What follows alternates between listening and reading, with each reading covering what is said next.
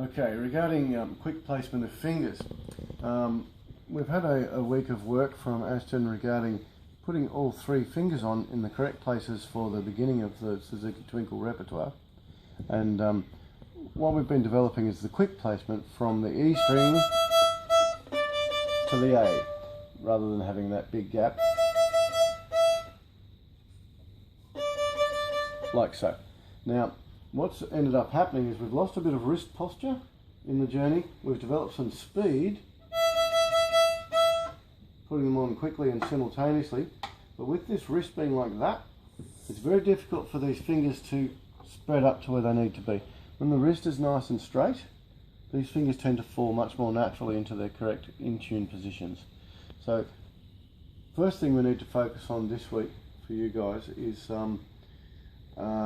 keeping the wrist back. So Ashton needs to focus in his mind whilst he's playing wrist, wrist, wrist, wrist. Okay, there's enough set up in Ashton's mind so that he actually knows up here where the correct place via his ears is to put the fingers.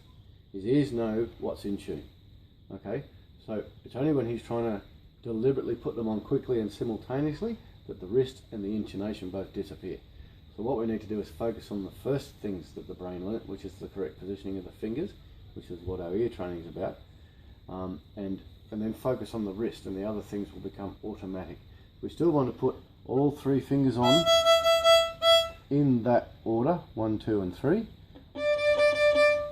but instead of thinking put the fingers on in order 1, 2, 3, if Ashton just thinks keep my wrist back, keep my wrist back, keep my wrist back, and doesn't stare too hard at his fingers, he focuses on looking at his bow, this end of things will sort itself out.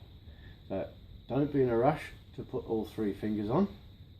We'll speed that process up. If it goes really well early in the week, start speeding it up yourself.